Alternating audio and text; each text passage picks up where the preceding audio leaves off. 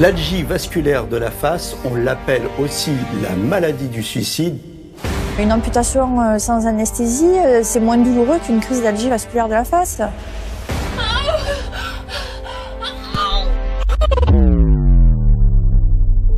L'algie vasculaire de la face, c'est une maladie qui se caractérise par des crises répétées, de douleurs extrêmement intenses centrées sur l'œil. Le patient a l'impression qu'on lui arrache l'œil. Ça peut durer 1 heure, 2 heures, 3 heures. Ça s'arrête, mais le problème, c'est que ça revient. Dans l'algie vasculaire de la face, tout récemment, on a trouvé 8 gènes de prédisposition, dont 3 sont communs à la migraine.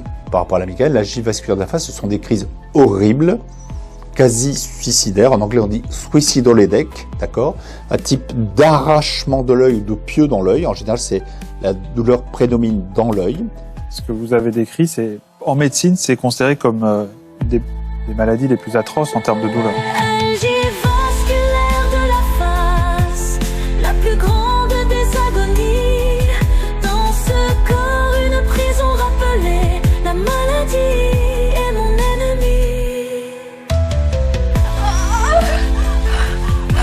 Jag neemt u op.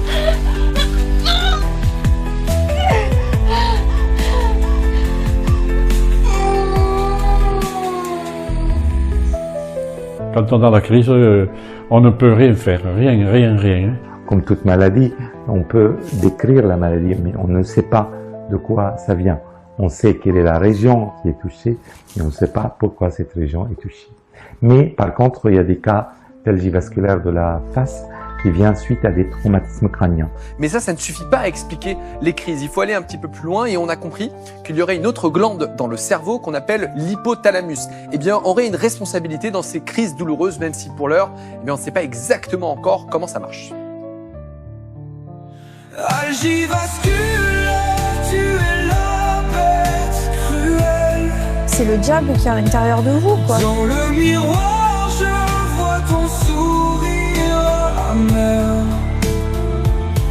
Les nuits sans sommeil deviennent rebelles. Ton étreinte infernale me laisse à terre. Là où je me suis rendu compte de la puissance qu'il y avait entre nous, c'est quand j'étais en crise et que j'ai vu mon mari pleurer parce qu'il était impuissant. Et là, je me suis rendu compte à quel point il souffrait autant que nous. Algie vasculaire de la face, la bête. Mon cœur en flamme et ma vie en miettes. Dans la tempête, je cherche un abri. Mais le monstre rit, il rit de ma folie.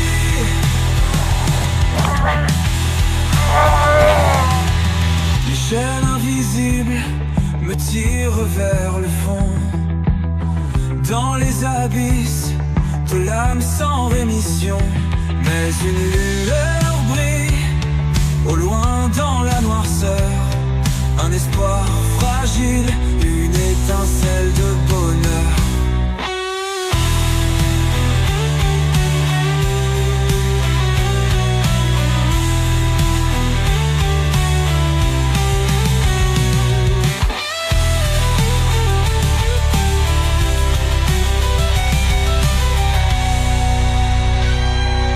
Je me souviens d'un de nos jeunes patients de 17 ans qui s'est défenestré parce qu'on n'arrivait pas à le traiter. Il a dit c'est fini, on arrête là. Et il a pris la décision, lui, d'en finir avec la vie. Très vite, je comprends que je ne vais pas pouvoir vivre normalement avec ça.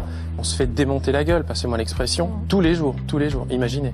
Toutes les associations de malades, les malades eux-mêmes, les médecins eux-mêmes m'ont confirmé, écoutez-moi bien, que c'est la douleur la plus forte dans le domaine de la médecine. J'ai décidé de sortir de ce silence car on n'a pas à avoir honte d'être malade. Cette maladie est terrible, il ne faut pas se cacher, il faut en parler. Tous les malades doivent en parler, il ne faut pas rester seul. Un espoir fragile, une étincelle de bonheur.